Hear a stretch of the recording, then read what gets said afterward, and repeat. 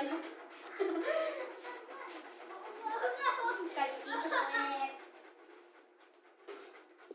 Ay, kaya pala masakit yung ano niya, yung puwet niya. May kagat pala siya ng ano, surot.